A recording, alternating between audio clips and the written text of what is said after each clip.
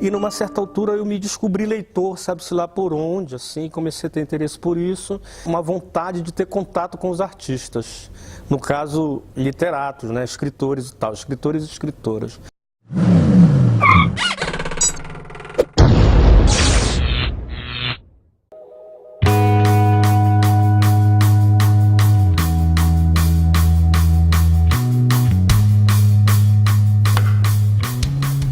E no contato com os artistas e no contato com o contexto dessa cidade louca que é São Paulo, você vai alimentando e você vai sedimentando uma compreensão do quadro que eu acho, naquela perspectiva que eu falei no início, absolutamente indispensável para o trabalho crítico, né?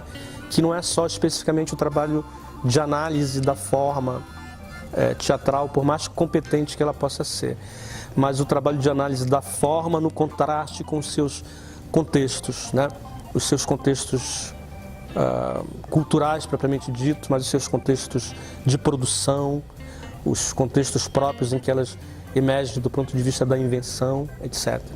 Então eu acho que hoje talvez o que eu tento fazer como crítico é um pouco resultado de todas essas frentes que eu fui vivendo, experienciando, junto com uma porção de gente incrível, assim, que me ensinou, tem me ensinado, com quem eu também tenho, enfim, trocado coisas durante esse tempo. Eu gosto de deixar a impressão maturar. De novo, o Antônio Cândido, né? Ele diz assim, ó, entre o que distingue um crítico, vamos dizer assim, profissional, de ofício, de um crítico não profissional, porque todos somos críticos, né? Todos nós temos juízos sobre as coisas, todas essas são atitudes críticas. Você não precisa ser crítico profissional para emitir juízo, para emitir valores, etc. Mas o que distingue um crítico profissional de um crítico não profissional é justamente o trabalho intermediário entre a impressão e o juízo de valor. Entre uma coisa e outra tem o trabalho intelectual propriamente dito. Então essa impressão, ela precisa de um mínimo tempo de maturação, né? Na medida em que é possível, assim, eu procuro um pouco me guiar por isso, né? Então de maturar as impressões, primeiro de viver as impressões livremente diante do espetáculo. Viver as impressões, viver como um espectador comum. O professor Décio de Almeida Prado dizia uma coisa bonita na apresentação do Exercício Findo, o livro dele que é uma espécie de, essa apresentação é uma espécie de carta-testamento, assim, sobre como eles pensaram a crítica naquela geração. Ele diz, eu procurava ser cristão junto com os cristãos, marxista junto com os marxistas, né? Mesmo que eu mesmo não me considerasse um marxista, ou seja, o que ele está dizendo, junto com Antônio Cândido? Viver as impressões livremente.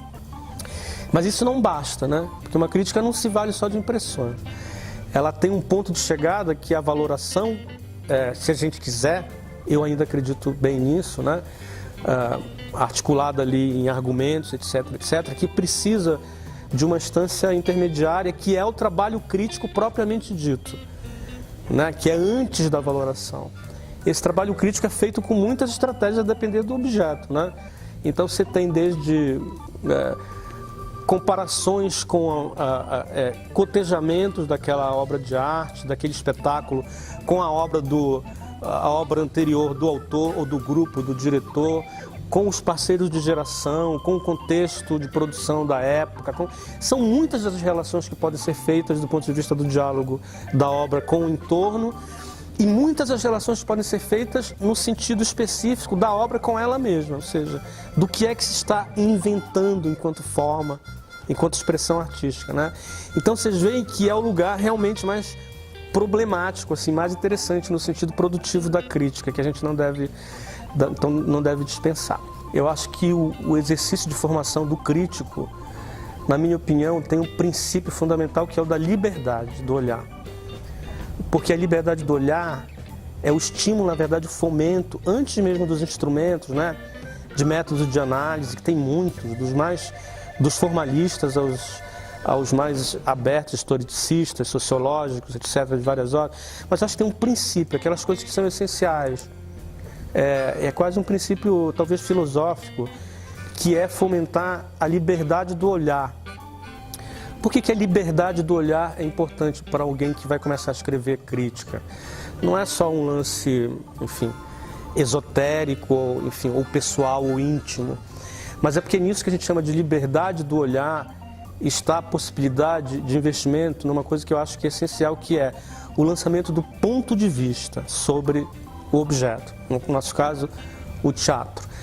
A obra de arte, a obra teatral é sempre maior do que a gente, ela sempre tem, por mais que a gente não goste dela, e tem toda a questão do juízo de gosto e tal, mas ela é sempre maior, ela sempre tem mais possibilidade de rendimento do ponto de vista da análise do que a gente pode alcançar, né? As sínteses que podem ser feitas. Isso é o fundamental.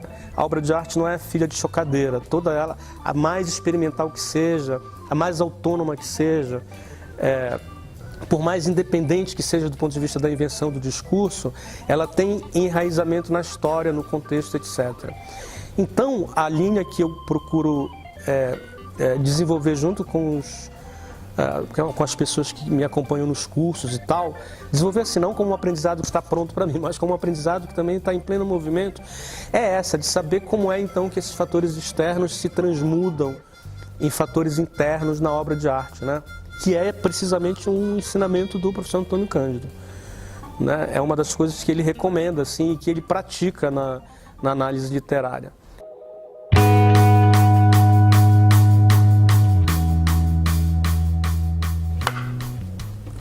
Eu sou um crítico meio covarde, assim, no sentido, talvez seja uma covardia produtiva, assim. Eu vejo alguns colegas assim que têm método, né, naquele sentido rigoroso, que leva caderninho fica discreto lá no fundo e anota coisas durante o espetáculo, ou que chega em casa e gosta de escrever assim no calor da hora, que é um pouco o método, não é um método esperado, é o necessário, sobretudo para a crítica jornalística, né? Eu não sei como é que está hoje, porque faz tempo que eu não escrevo para jornal.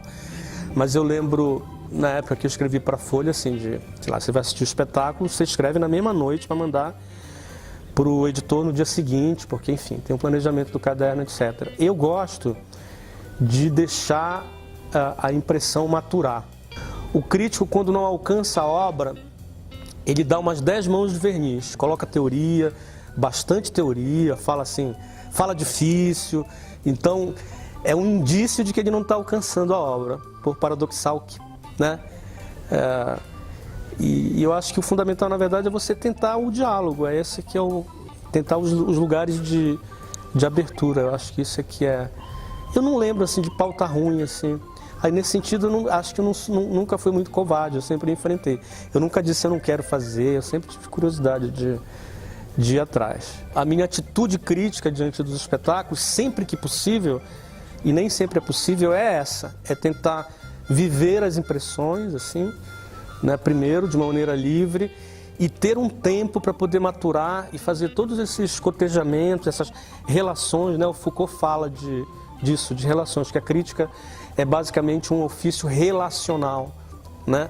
E eu acho que é uma boa palavra, né?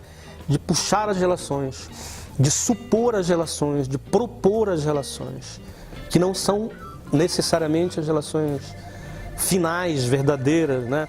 Como se tivesse ali no fundo um ponto-chave revelador e do qual não se pode recorrer, que o crítico tem que chegar e ele será mais brilhante se ele conseguir. Isso não existe, né? Na verdade, são relações possíveis. Cada crítico faz as suas. O importante é que os argumentos eles estejam sustentados, né? Mesmo que o leitor não concorde com eles, ele vai olhar aquilo e dizer assim, ó, isso aqui eu talvez não concorde com esses argumentos, mas eles estão sustentados. O crítico é aquele que lança olhar sobre o de fora, né? Sobre aquilo que, na minha opinião, se ele é um crítico bacana, assim, que interessa. Para mim, os críticos que interessam, os colegas todos, são aqueles que conseguem falar para além de si, né? Conseguem enxergar o mundo além de si, porque tem alguns que não conseguem, só conseguem enxergar a partir de si. Mas esse além de si não está dissociado daquilo que você viveu. É desse cruzamento, né? De novo, do ponto de vista da sua própria história, eu não seria o crítico que eu sou hoje se eu não fosse o garoto pobre que nasceu lá na periferia de Belém, assim. a minha história está impregnada disso e o meu ponto de vista sobre o mundo, sobre a crítica e sobre a obra de arte também vai nessa direção, né? O que não significa submeter a obra de arte a isso. Esse que é o jogo. Isso é uma coisa. Do ponto de vista das referências assim mais intelectuais, são essas mesmas. Para mim, ainda hoje assim, é muito, muito precioso o professor Antônio Cândido. Você pega a formação da literatura brasileira com toda a polêmica que tem ali em torno da questão do barroco, com toda, né, tudo que se criou ali em termos de discussão e tal, e uma discussão não pacífica, né, em torno da questão do barroco, para mim é uma referência fundamental, talvez a mais fundamental de todas. Assim, na época, hoje, nesse momento, eu ouço, leio com muita atenção os jovens críticos todos que estão procurando sair de uma coisa chamada juízo de valor, ainda que eu acho que ela seja importante, é uma espécie de núcleo duro da crítica. Ou sair, ou redimensionar isso que nós chamamos de juízo de valor, né? Por que eu acho que isso é importante? Porque isso que para os críticos modernos o juízo de valor era uma espécie de instrumento pedagógico, né? Fazia sentido assim, para um Décio de Almeida Prado, para um Sábato Magaldi, valorar, dizer, esta peça, essa literatura dramática é boa ou não é boa, é falha, não tem falhas, etc., né? Normalmente, em torno das questões de gênero, o que é um drama, o que diferencia um drama de uma tragédia, o que diferencia uma comédia de costume de uma farsa, por exemplo, etc. Dizer que isso é bom ou isso é ruim tinha uma função pedagógica no momento em que o teatro brasileiro moderno se formava. Então aquilo tinha uma função. Só que isso, sei lá, do final dos anos 70 pelo menos para cá, virou um instrumento apenas um dispositivo no mundo da circulação e da mercadoria, né? A ponto de o sentido pedagógico ter se perdido totalmente e o bom, ruim, vá, não vá, ficou reduzido a uma espécie de valor em si, de absolutização do valor. Os nossos cadernos de cultura, os caderninhos de final de semana, eles são exatamente isso, né? 5 estrelinhas, 4 estrelinhas, 3 estrelinhas. O que é aquilo? A absolutização do valor. Onde está o mais importante? Juízo crítico. Aquilo é juízo crítico. Aquilo é crítica também.